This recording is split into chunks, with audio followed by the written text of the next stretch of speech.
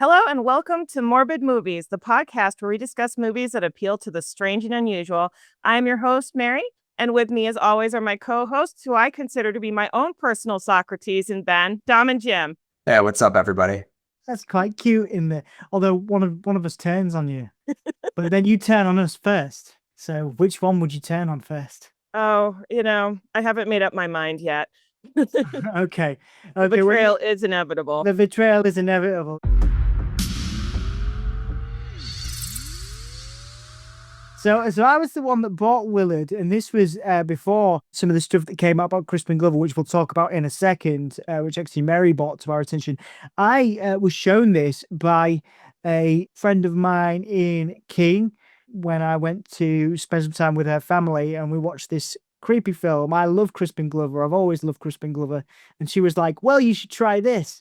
And I was like, Crispin Glover and rats? That sounds amazing. And it was, and it's stuck in my brain ever since. I mean, we're talking, what, 2005? So it's been in my head for a long, long time, and I've never really had a chance to talk about it with anybody. But that's great because we have this weird, creepy podcast where we can talk about weird, creepy stuff. Mary, what do we need to get out of the way before we continue on with this podcast?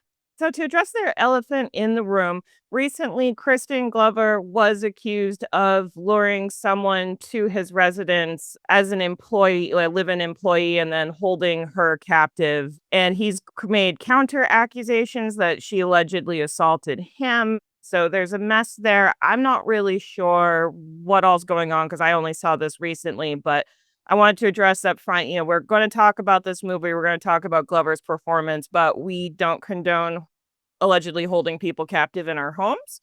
So, just to get that out of the way up front. It took quite a lot of money to make. It was, of course, a remake as well, but then it didn't make nearly as much of the box office. The budget, Mary, was $20 million and it made 8.6 back. So I guess the first point of discussion is, having watched the film again, for me anyway, for you guys, I'm not sure if you'd seen it before or you'd spent a lot of time thinking about it like I've done. What do you think? Was it quite as bad as everybody, as the box office figures made it out to be? Well, I don't think it's as bad as the box office makes it out to be. I think it's better than the movies that you brought us in the past. But I think, at least for me, where it fails is that it doesn't really deliver, at least for me, on its promise of rats attacking people. And I felt like Crispin Glover was going to get revenge on more people with the rats.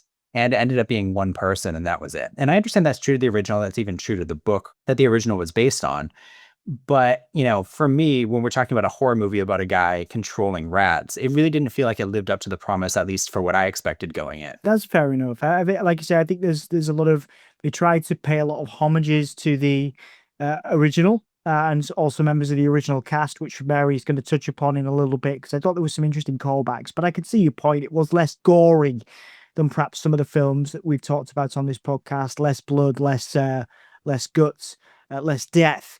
But I personally thought it was tastefully done. I thought the one single death, given the context of the revenge story, was actually quite poignant. Mary, any thoughts on that? I kind of have a similar feeling. I think this film suffers from having aimed for a PG-13 rating instead of an R rating, which meant they had to tone things down a little bit. And it does feel like it's what, an hour and 40 minutes. It's not like it's a short film, but it feels like it's missing something because there is not all that many capers with the rats. The original novel, he used the rats I don't think for too many more murders, but he did use them to rob people and things like that. So I think that's what was missing, is more control of the rats, because you really only get 2 scenes where you see him really using them to exact revenge on the same person. And then a good chunk of the film is really just him being mad at Ben. And I think that focus is also a little bit of a mistake, because when you're working with animals, you can't really give them too much acting instructions. So it's just left up to the audience to try to project motivations onto Ben and the other rats. And I think that becomes tricky. But I did really enjoy Crispin Glover's performance. And I also did really enjoy the performance by Ermey, who plays the asshole boss in this. film. He's always great at those kind of parts where he gets to scream and swear and insult people. So I think that those did help a little bit, but I feel like they could have pushed the rat piece further. I agree with you completely, but then there's only so much you can do, like you say, with the rat performers. You mentioned in your fact research over 500 rats were used in the film and subjected to extensive training before being put on set. But then I've researched a lot of the crew were saying you only get, because it's rats, you only get a certain amount of takes with them because they obviously need motivation, which is food. Obviously, once they've been fed, they want to do less things. So there was a lot of difficulties to actually taking the concept of a book, and obviously the pressure of maybe doing a remake and then putting 500 rats into a movie set. The rats used in the film all had numbers inked on their undersides of their tails so that the filmmakers and trainers could keep track. It does sound quite chaotic, and I don't know if, I mean, it was a very ambitious effort from everybody involved in this. Yeah, I genuinely, I think that the part of the problem is this is one of those stories that's hard to adapt to film and probably works better in writing because the author is able to show and tell you more in that medium than what you can get across in a film, unless you're going to get really heavy-handed with narration. Yeah, absolutely. Jim, what are your thoughts then on the use of rats here? Obviously, 500 rats is a lot of rats. Again, there's a lot of stuff in the Blu-ray DVD, which we'll talk about in a minute, but a lot of the sort of post documentation was the crew going, we had a lot of difficulty because you get only a certain amount of takes with the rats once they've eaten, because they have the motivation to eat, and then once they've eaten, they've got the energy. But then after that, you only, obviously you're kind of at the rat's whims a little bit. So I wonder if you've got any thoughts on how that came across on camera, and also, I guess, as Mary said, the challenges of adapting something like this into a movie. Well, I can completely understand working in the constraint of a budget. They only have so much time with the rats. Film is expensive to shoot. So every day they bring the rats on and they shoot. That's, a lot of money involved. I think that they could have added another caper in there. Mary says that he's stealing money. Could have added something like that. Could have added some other form of revenge with the rats. They could have taken, at least for me, the scene with the cat out, because I think that was kind of mean-spirited for me, especially as someone who owns 3 cats. But also, I don't really feel like it served the story much because, a horde of rats just hunting down this cat for a long period of time. It's like, what is this about beyond just kind of adding in, a harrowing scene for us? I also didn't enjoy the cat scene. Obviously, it'd been a while since I'd been back to the film, and I thought it was unnecessary in context of the story, because, again, it's sort of, you feel sad for Willard. We're meant to feel sad for Willard, and then obviously it turns quite dark at the end when he sort of ends up fighting the rats. So I think there's a much more central story of loneliness, loss, and something that I think a lot of people can identify with in terms of a boss that's kind of domineering and controlling, and doesn't really understand or empathize with somebody's challenges. So I do think there are wider themes here that could have been explored. Mary, before I ask you about sort of some of the kind of Easter eggs and nods, because I think you noted a few of those down, which I really liked, and I wanted to touch on before we do the favorite scene and stuff. Mary, what would you have done? How would you have managed that kind of the challenge that obviously we've discussed here in terms of getting more out of those themes, perhaps the loneliness, loss, isolation? Do you think that was tackled enough, or do you think there should have been more of that? I think they do a good job with establishing like the loneliness and isolation in the film. And I think that this is one of those times when they actually make really good use of the set pieces to emphasize that too, because like the rundown mansion that Willard lives in that has bars on the windows feels like a cage. The elevator at the place where he works feels like a cage, and the workplace itself outside of the boss's very lavish office is kind of run down and filthy and has a prison like feel to it. So I think that environmental storytelling does a lot of the heavy lifting beyond just like Crispin Glover's like, natural weirdness, which lends itself well to this film as well. I am going back to the additional caper thing. I mean, if it were up to me, I had an expectation that he was after the funeral scene when he was upset at the banker. I had thought that the rats were gonna help him go after the banker too, and then that just kind of didn't really go much of anywhere outside of establishing that there was debt to be paid and he was losing his home. So I feel like that was something that got dropped that could have been explored further to flesh out that middle piece with the rats before everything kind of turns. Yeah, absolutely, absolutely. Jim, it was teased at the end of this one. Of course, it's not that way in the book, and it's not that way because in the book and in the original, the rats do beat Willard. Spoiler alert for those that hate on podcasts that put the ends in there. But there was a deleted scene in the DVD which had the rats beat Willard. Um, but the cinema version, the original version, does have Willard kind of in the, you know, taken into care. He has a white rat on his sleeve by the end, which of course reminds him of Socrates, and they're planning an escape. Do you think that there would have been legs or tails for a sequel in to Willard, or do you think that it was fine as it was? I think it was fine as it was. A lot of horror movies have those kind of tags at the end, that don't even necessarily tease for a sequel, but they're just kind of open ended because, you may have defeated this creature, but evil's out there or danger's still out there. You're never going to be safe. Horror movies have done that, for a long, long time. But in terms of, legs for a sequel, I don't think that I would want to see a sequel with Willard again. The original had Ben as a sequel. Ben killed Willard, and then Ben has his own sequel where he finds a little boy who actually accepts him. This movie is kind of almost about cycles of abuse. Willard is abused by his boss, then he abuses Ben in turn. And for me, at least, it's kind of like in this movie, the abuser wins. And that is not only is it not cathartic, but it's kind of a bad message. So having Willard continue on with his rat powers seems kind of undeserved. And by the end of the movie, I kind of hate him. That's a very interesting point, actually. Yeah, very, very well said there, Jim. Do you have anything to add to that, Mary? Because I hadn't really thought about it in that way before. I think the sort of inner goth in me, especially the early 2000s part of me, was like, "Oh my god, it's so cool! Crispin Glover has rat powers." But actually, yes, there's a really dark message to this. So, Mary, do you have anything to add to Jim's point? Would agree with that. The ending for me, it's like I can understand the reasons why they changed it because they felt like the death was kind of abrupt, but at the same time, you do lose that catharsis. And in this film, like I think you are, and initially I do sympathize with Willard, but as time goes on, I end up sympathizing with the animals in the film significantly more and not liking Willard very much because in a lot of ways, this film kind of feels like oops, all antagonists. Like nobody's really great here, but I feel more for the rats. They feel like a lot of the activities that the rats engage in are more based on survival and helping out the person who's giving them food and they're being exploited. And I'm just gonna throw in here, there was a scene where Willard picks up Ben by his tail, and that can hurt rats. Do not pick up rats by their tail. So it's like,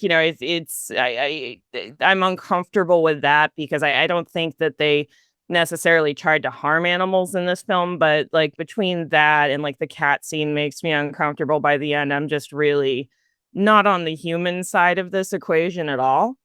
Yeah. So, Yeah. giving an ending that opens it up to, the possibility that like, Willard goes on with his life and kind of sort of gets away with it doesn't necessarily sit great. No, it's an interesting point. And again, I think that going back to how I felt about it, I was like, again, that sort of cool goth sort of part of me was like, oh yeah, what a cool film. Like I said, rat powers. And I think in the trailer, where one of my favorite scenes is it has like the Smashing Pumpkins on the soundtrack. So you kind of get lost in the oh, it's kind of edgy. The dude has rat powers, but actually, yes, when you go back to it, that's a very good point. And those are quite poignant scenes that when I watched back, they do stick in my head. And actually now I think about it for quite uncomfortable reasons. So good points, well made, Mary and Jim.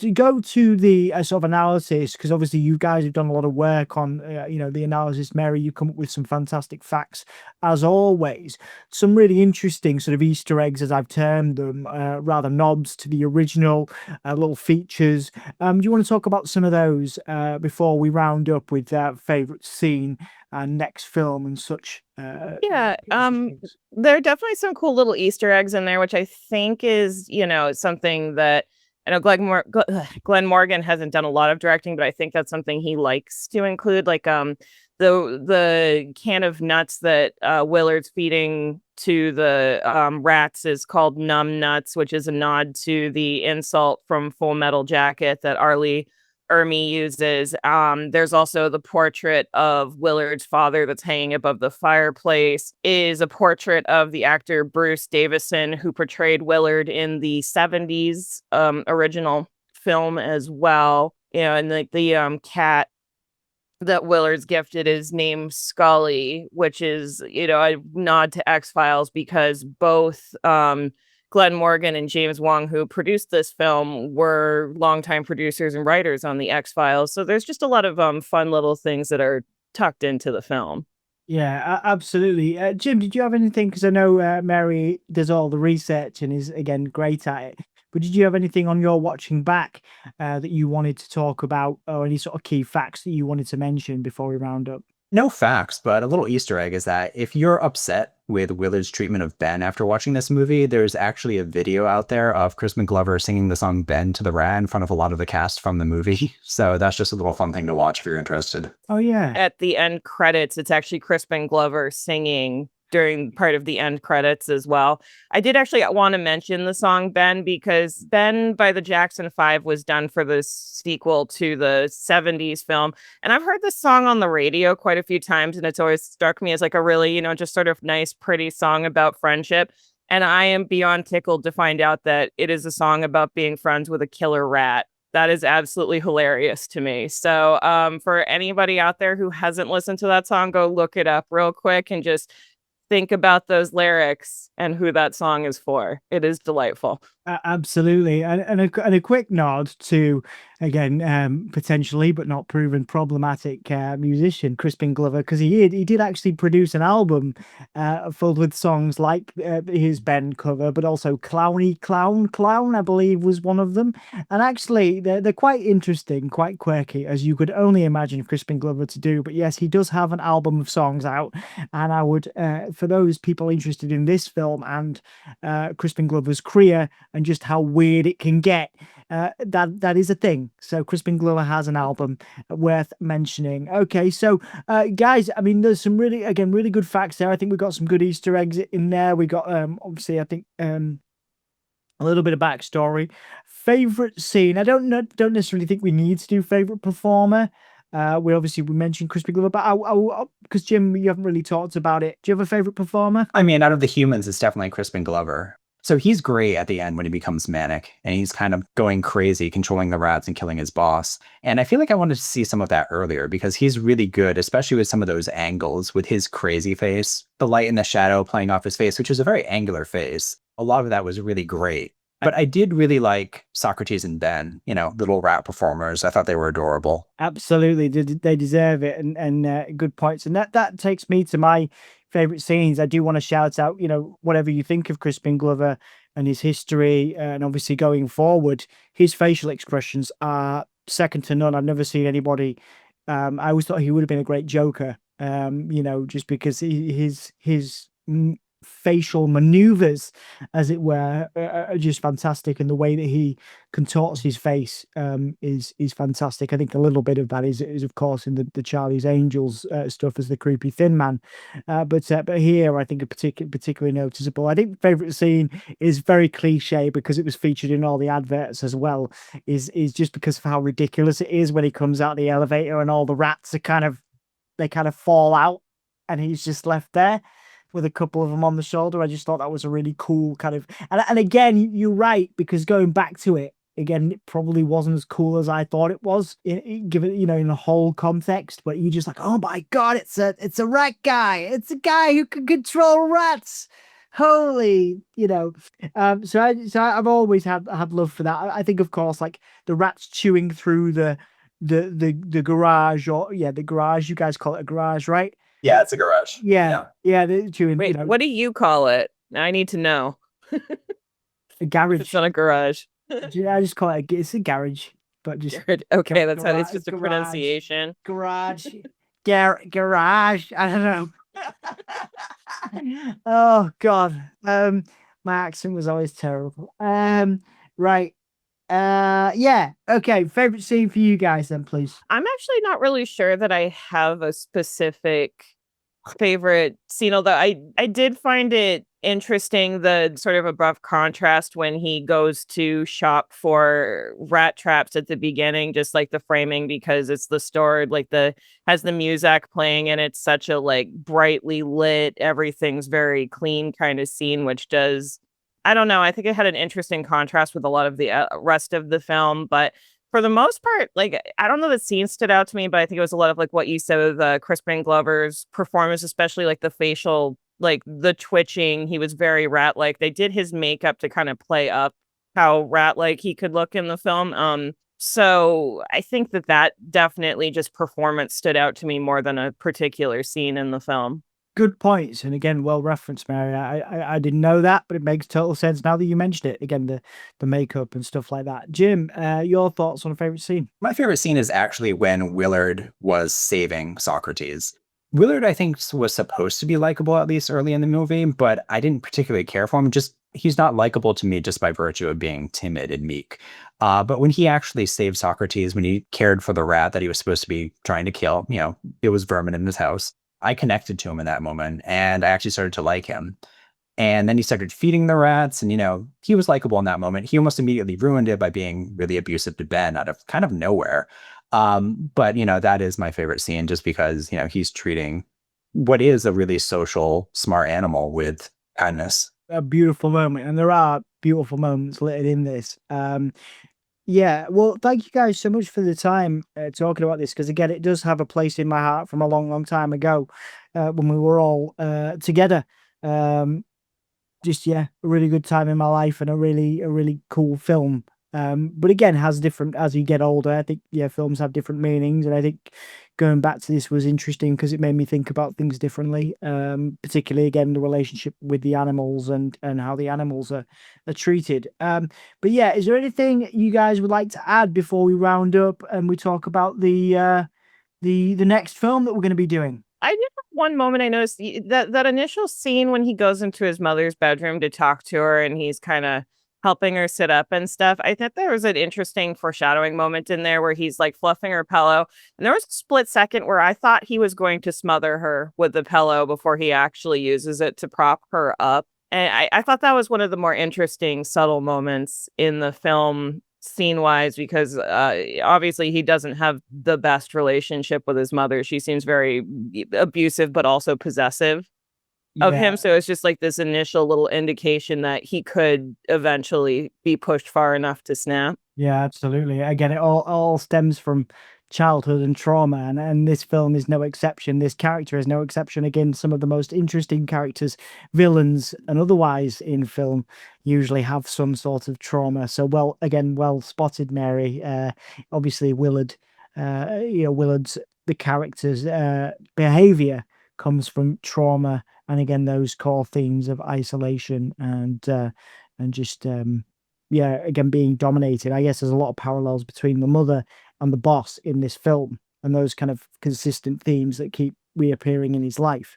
And of course, there's the hope of romance, which he doesn't know how to. He doesn't know how to function in that because someone's caring for him, not trying to dominate him or control him or abuse him. So maybe that leads into the relationship with the rats too. But again, that's potentially for another episode at a different time. Leave it open to the comments as well. Of course, we appreciate your support on this podcast on Morbid Movies. So yeah, if there's any thoughts, anything we might have missed, please do drop it in the comments, and maybe we'll try and address them where we can. Jim, your film is the next pick. I will be taking a little bit of, I'll be away most of April, so we'll be skipping a month. So we'll be back in May for the next episode. Jim, what are we going to be doing in May? In May, we're going to be watching The Grey, starring Liam Neeson from 2011. Brilliant. All right, guys. Well, it's been a pleasure. It's nice to catch up with you guys. Mary, I've enjoyed your subtle use of rats in your background. I appreciate, of course, your effort in this podcast. Of course, Jim has Willard there in the background. I just think it looks cool. Yeah, thank you so much, guys. What do we say, Jim, when we come out of this? Keep it spooky. Yeah. Yeah. Fantastic. See you guys later. Bye. Bye.